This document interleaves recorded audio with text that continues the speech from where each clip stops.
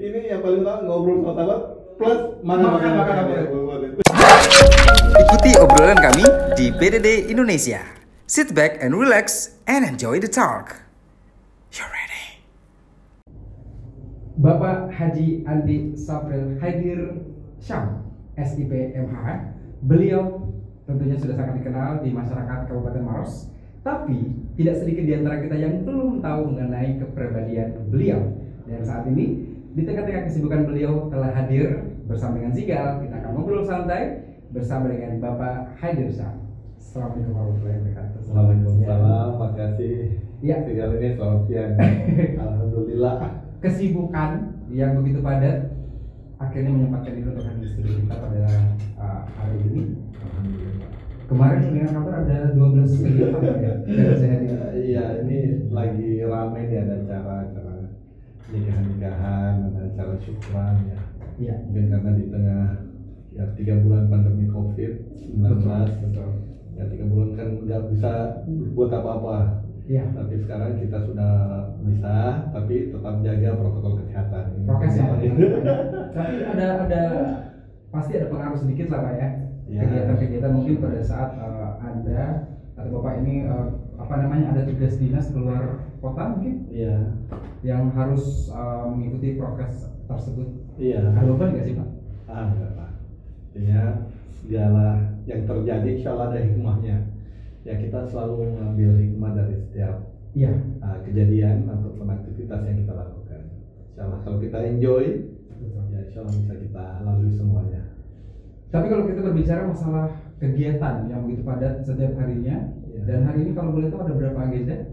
Ini hari tercatat di agenda ada 13 kegiatan. 13 kegiatan untuk satu hari itu aja. Iya. Wow. Ya. Dari jam berapa tuh Pak? Mulai pagi tadi, jadi alhamdulillah keluar jam 8 ya langsung ke tadi titik pertama ada acara nikahan. Masih pagi-pagi kita tamu pertama di tempat nikah itu. Karena kalau tidak start dari awal ya susah dapatnya ini 13. Sarapannya di nikahan gitu Pak ya.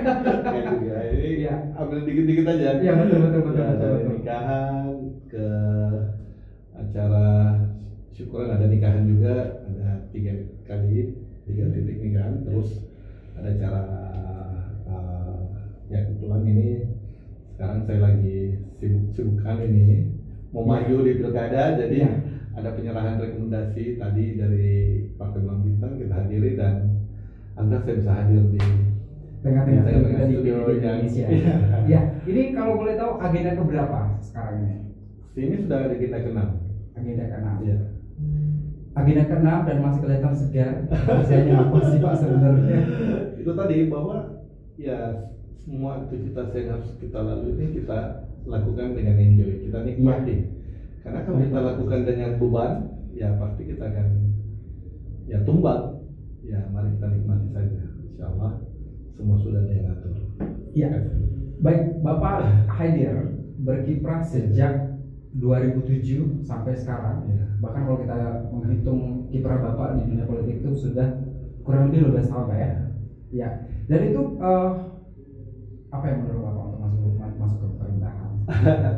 Ya sebenarnya kiprah di politik itu sejak 2004. 2004. Pemilu 2004. Jadi waktu itu ya karena saya alumni Sospol Ilmu Pemerintahan, dan alhamdulillah ada banyak teman-teman di masa reformasi waktu itu, ya saya sangat tertarik dengan masuk di Partai Amanat Nasional, dan saya masuk di partai itu dan ya ikut-ikut terjun di dunia politik. Ya paling tidak mudah-mudahan ilmu yang saya dapatkan bisa diimplementasikan waktu itu.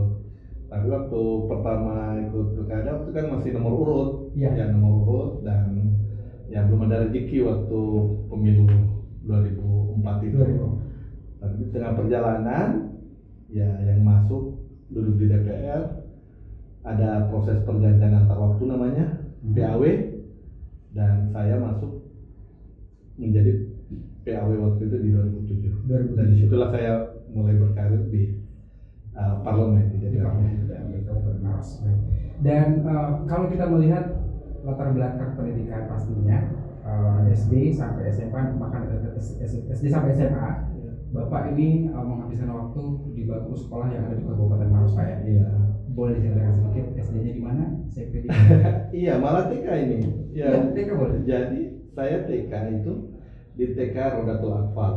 Iya. Ini TK yang dipunya oleh kantor Departemen Agama Kabupaten Maros. Jadi saya sejak TK di Maros, kemudian SD 1 Maros, SMP. Ini ada 2 SMP nih. Karena saya waktu SMP kelas 1 masuk di pesantren IMIM. Ya, IMIM Makassar. Ya setahun, ya keluar, ya mungkin karena waktu itu ada kesehatan sedikit, Oke. pindah ke SMP di Maros, SMP 2 Maros. SMP 2 Jadi Maros. saya alumni SMP 2, kemudian SMA 1 Maros. Itu sekolah semuanya jalan Kabupaten Maros. Di Kabupaten Maros sampai SMA. Sampai SMA. Tapi kalau kita kembali ke masa SMP ataupun pesantren, berarti Bapak pada saat tamat SD, Bapak sudah harus berpisah dengan orang tua waktu itu. Iya, jadi kalau persoalan mandiri, SMP kelas 1 saya sudah mandiri karena saya Iya. masuk pesantren. Masuk pesantren. Nah, Walaupun hanya setahun saja. hanya setahun aja. Tapi banyak hikmah lah yang didapat seorang nyantri di Betul. pesantren.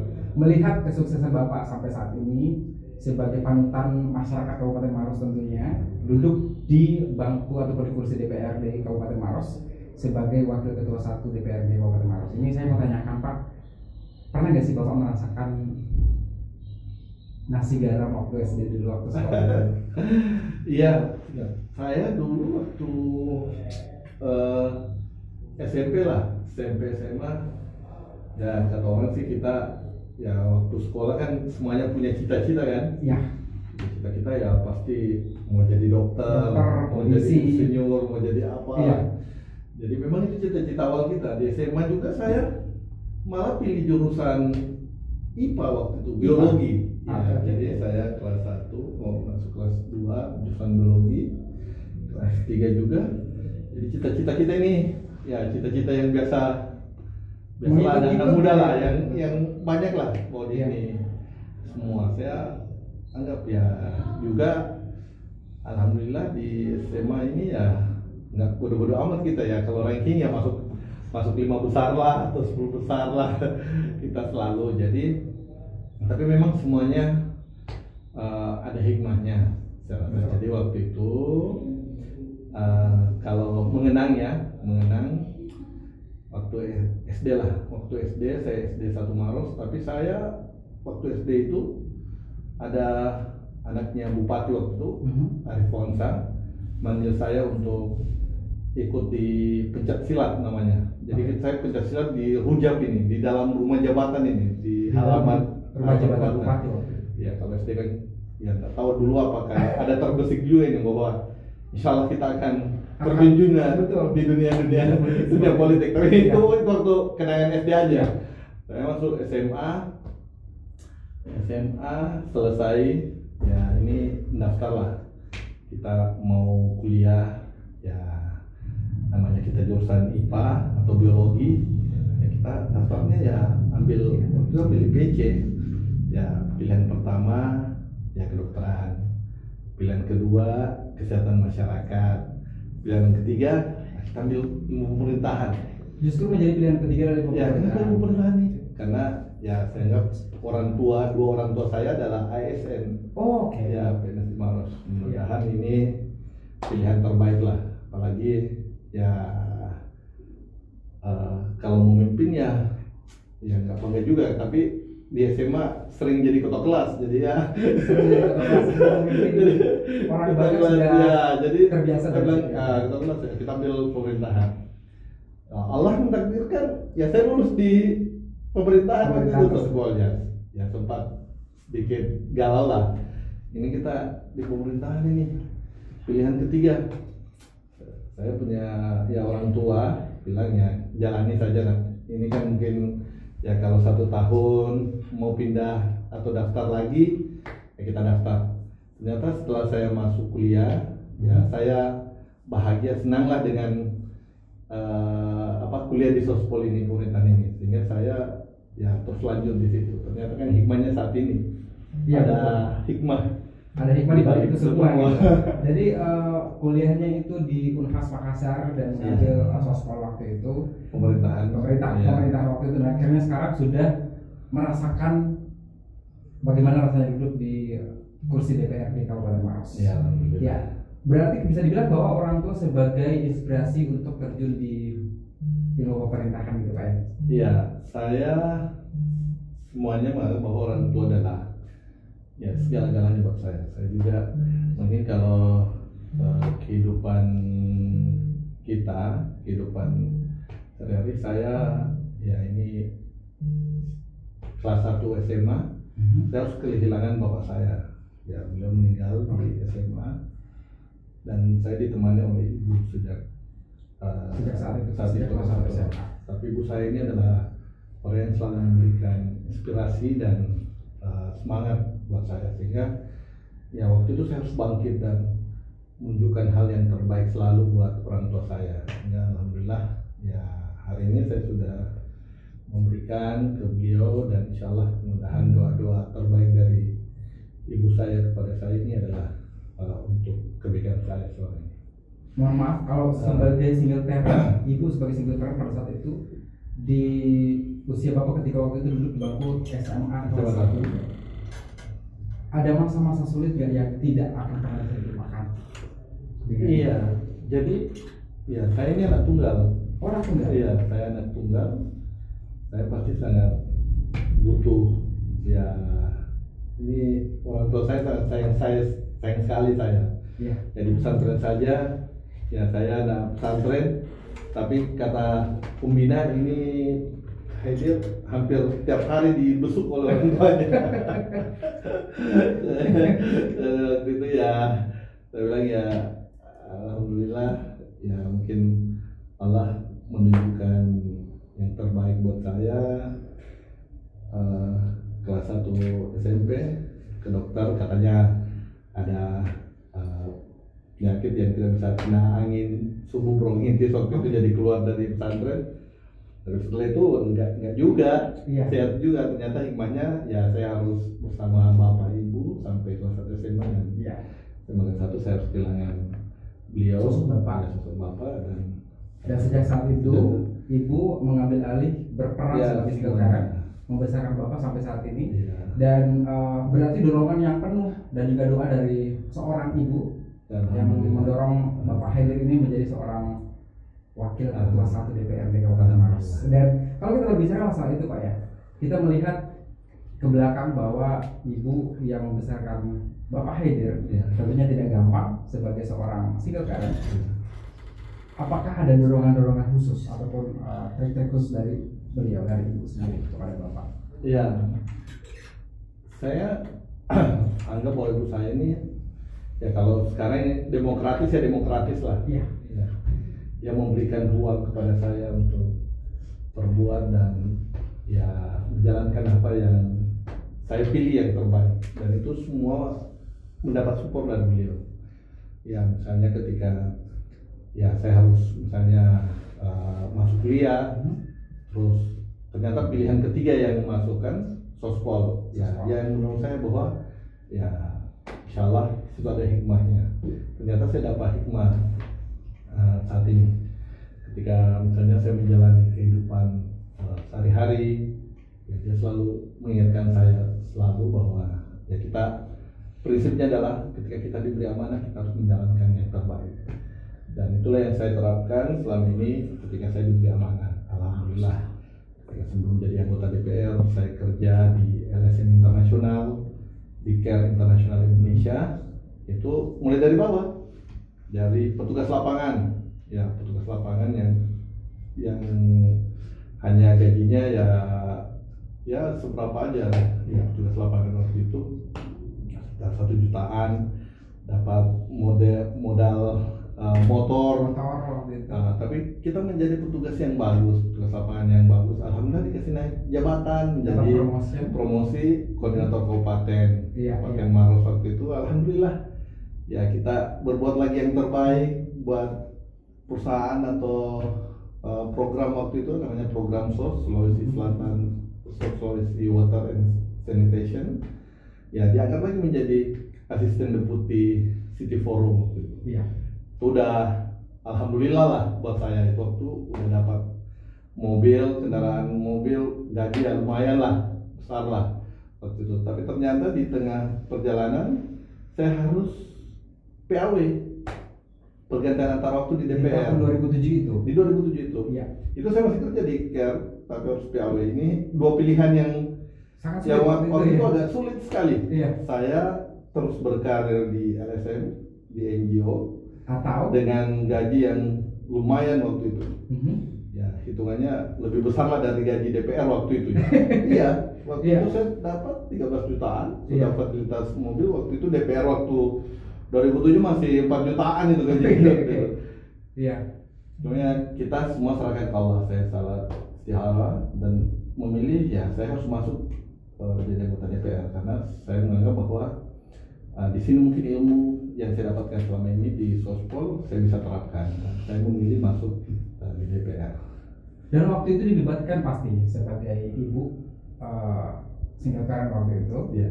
Apakah Bapak sempat konsultasi kepada beliau mengenai saya harus di mana nih? PAW atau tetap di pekerjaan saya waktu itu di karirnya? Kalau saya setiap sesuatu saya pasti harus bicarakan sama ibu. Ya, beliau saya anggap sebagai petunjuk arah saya, sehingga saya harus minta izin ke beliau dan sebuah hal yang terbaik dia selalu mensupport saya, insya Allah. Kalau saya sudah bilang insya Allah ini baik, ini Bismillah, insya Allah jalan. dia jalankan. Dan alhamdulillah pertama kali masuk di DPR waktu itu suara hanya 1.200 suara Iya. yang masuk menjadi anggota DPR PLV. Kemudian pemilu berikutnya alhamdulillah dapat suara 3.200. 3.200. Terus ini meningkat dan waktu di tengah perjalanan lagi ada rezeki dari Allah lagi, karena waktu itu Pak Hatta yang ketua partai saya itu wakil ketua DPR, dia terpilih menjadi Bapak Bupati saat ini, Bupati Maros. Saya menggantikan menjadi wakil ketua di DPR itu. Iya, iya. Ya, alhamdulillah. Kemudian pemilu berikutnya saya peroleh suara 7.701. 7.701. Ya, ini suara tertinggi di seluruh anggota DPR Wow. waktu itu. Sebuah salah satu prestasi yang besar Pak ya. Dan saya terpilih menjadi ketua DPR. Iya. Alhamdulillah juga menjadi ketua DPRD termuda di Sulawesi Selatan.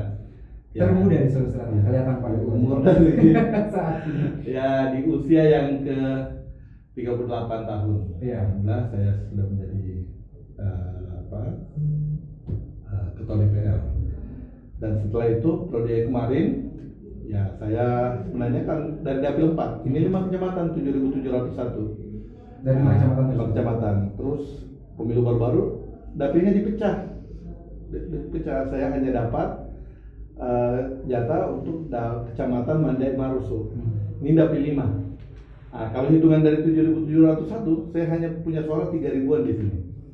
Tapi alhamdulillah pemilu kemarin saya dapat suara 6.200. 6.200. Itu kembali menjadi suara terbesar di seluruh anggota DPR. Wow. Nah, ini sebenarnya ada hikmahnya. Ini hikmahnya naik terus, naik semua. Ini karena apa? Karena ya satu kuncinya adalah silaturahmi di antara kita. Silaturahmi antara sesama masyarakat. Dan juga tidak lepas dari doa seorang ibu. Ya, insyaallah. Jadi kalau saya sekarang minta Pak, boleh nggak? Ya, Bapak sampaikan ucapan terima kasih kepada ibu ya boleh. melalui podcast kita ini. Ya. Pada kesempatan kali ini saya dari hati yang dalam pada ibu saya yang tercinta, Ibu Haji Andi Najmiyah, yang selama ini yang membesarkan saya dan alhamdulillah jadi sampai saat ini semua karena doa ibu dan dorongan dari ibu semua. Dan juga pasti ya almarhum dari ayah saya itu semua doanya terbaik selalu buat anaknya. Ya, wow. Ada efek tepuk tangan gak sih? Saya sangat terharu sekali dan tersentuh sekali. Padahal saya percaya bahwa virus PBD sekarang ini sudah merasakan inspirasi yang sangat-sangat besar sekali, dan juga pengaruh dari apa yang kita bisa dapatkan dari Bapak Haidir Syam ini bisa menjadi sebuah inspirasi yang besar untuk kita semuanya. Baik, saya ada tantangan satu Pak. Kita ada challenge. Ya. Jadi setiap narasumber siapapun yang masuk di Ya. BDD Indonesia kita, yang Ya. bertandang ke sini kita akan tantang dengan menjawab cepat. Jadi Ya. saya akan bacakan Ya. 4 sampai 5 pertanyaan. Oke. Tapi Bapak harus menjawab dengan cepat. Tapi sebelum saya masuk di game tersebut, saya ingin Bapak menyampaikan pesan-pesan kepada seluruh masyarakat Kabupaten Maros dan terkhusus Sulawesi Selatan. Apa pesan Bapak untuk seluruh masyarakat Kabupaten Maros? Ya, pertama pesan saya buat seluruh masyarakat Maros, terutama teman-teman pemuda lah di Kabupaten Maros. Ya, saya selalu punya prinsip. Ketika kita diberi amanah, kita harus memberikan yang terbaik. Dan kita tidak boleh menganggap bahwa kita harus dinilai dulu. Kita harus berbuat yang terbaik. Insya Allah, Allah yang tahu dan insya Allah masyarakat tahu. Ya, berbuatlah selalu yang terbaik. Ya, do the best. Lakukan yang selalu yang terbaik. Insya Allah kita akan mendapatkan hasil itu. Dan inilah harapan saya ke semuanya. Dan mana saja apapun yang kita lakukan, ya kita harus tetap menjalin sebuah rasa silaturahmi dan kebersamaan di antara kita. Silaturahmi. Iya. Wow. Iya, silaturahmi. Bapak yang hobi ngobrol dengan para sahabat Ya, dan keluarga ya. pasti ya. Dan bisa dikatakan bahwa Bapak juga mendapatkan banyak inspirasi dari para sahabat, teman-teman dekat dan juga kerabat, terutama keluarga tercinta. Dan saat ini saya akan memberikan 4 pertanyaan yang Bapak harus jawab dengan cepat. Kita masuk di game pilih cepat. Iya. Ya, jadi Bapak langsung jawab dengan cepat aja Pak ya. Dan baik, siap-siap. Kita coba pertanyaan yang pertama. Oke, pertanyaan Bapak langsung jawab. Misalnya gini, saya tanya hitam atau putih, Bapak langsung jawab hitam, gitu ya. Tapi dengan tegas Pak. Iya, iya. Baik, silakan. Ya, pertanyaan pertama siap-siap. Formal atau non formal? Non formal. Non formal. Ya. Bapak juga pemerintahan loh, kenapa non formal Pak? Iya, saya selalu menganggap ya kehidupan ini tidak boleh terlalu formal lah. Iya. Ya, dalam mendekati masyarakat, dalam mendekati sesama, ternyata seperti saat ini santai dan tetap serius itu adalah kunci utama. Oke. Buat apa kita formal tetapi kita tidak bisa menghasilkan yang terbaik? Wow, saya boleh tepuk tangan nggak sini? Luar biasa inspirasinya. Baik, yang berikutnya adalah nih, belanja atau ke restoran bersama dengan istri tercinta. Saya belanja lah. Belanja? Ya, Kenapa?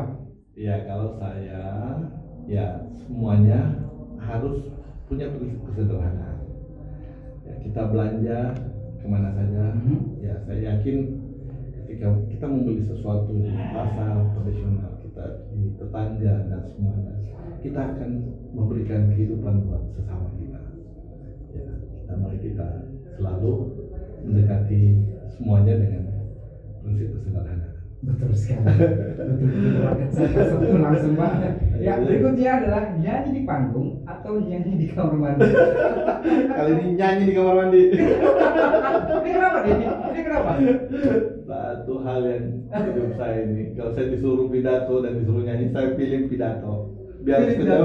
nyanyi ini suaranya agak serak-serak banget. Jadi sukanya nyanyi di kamar mandi aja. Tapi lebih suka dengerin musik dong Pak ya? Suka dengar musik, sangat suka. Genrenya apa Pak? Ya.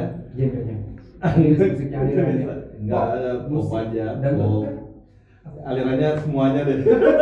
Coba campur gitu ya. Mungkin karena susah nyanyinya gitu ya. Susah nyanyi, jadi yang penting enak masuk di telinga ya kita dengar. Iya, benar. Ya, baik, pertanyaan terakhirnya adalah ngobrol dengan sahabat atau makan makanan favorit Bapak. Yang paling utama ngobrol dengan sahabat sambil makan makanan favorit itu yang paling utama. Sudah terduga sebenarnya akan menjawab dua pilihan jadi satu Ini nggak jawaban. bisa saya pilih nih. Makanan bisa masuk ini. Tapi yang paling disukai satu makanan yang nggak boleh lepas ataupun nggak boleh jauh dari Bapak pada saat di perjalanan. Enggak ada juga. Sebenarnya kalau makanannya paling utama, saya tidak suka pedis, Oke. tetapi saya tidak bisa kehilangan sambal. Tidak suka pedis. Pedis tapi tidak bisa kehilangan suka sambal. Ya cukup cicip-cicip aja. Oh, icip-icip. Cicip-cicip aja sambelnya, yang penting ada sambal dikit.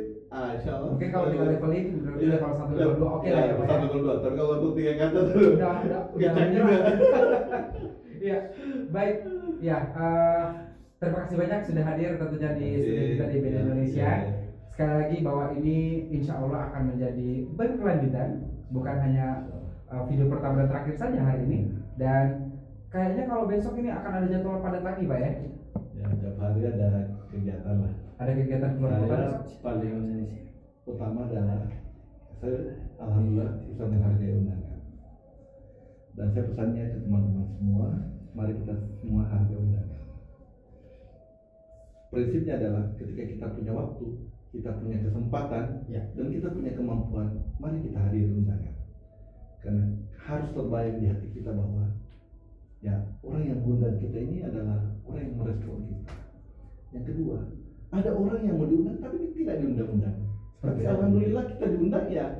Insya Allah kita mengatur waktu dengan baik, kita atur tenaga dengan baik. Insya Allah mari kita hadiri. Dan itu adalah silaturahmi. Silaturahmi, the power of silaturahmi. The power of silaturahmi. Ngobrol dan makan. Baik, sekali lagi terima kasih banyak buat Bapak Haidir Syam sudah hadir, menyempatkan waktu telah hadir di studio kita di BD Indonesia. Dan semoga kedepannya Bapak selalu diberikan kesehatan sama Tuhan, amin. Sang Pencipta tentunya. Karena yang paling penting dari setiap kegiatan dan seluruh kegiatan yang kita lakukan adalah kesehatan. Amin. Terima kasih banyak sekali lagi dan semoga bisa bertemu kembali di studio yang sama bersama dengan Bapak Haidir Syam. Terima kasih Rizkyana. Ya. Buat teman-teman semua, terima kasih. Ya, inspirasi tentunya hari ini telah kita dapatkan dari seorang Wakil Ketua 1 DPRD Kabupaten Maros, yaitu Bapak Haidir Syam, dan kita lihat siapakah yang akan menjadi narasumber kita berikutnya. Sehingga pamit mundur, BDD Indonesia.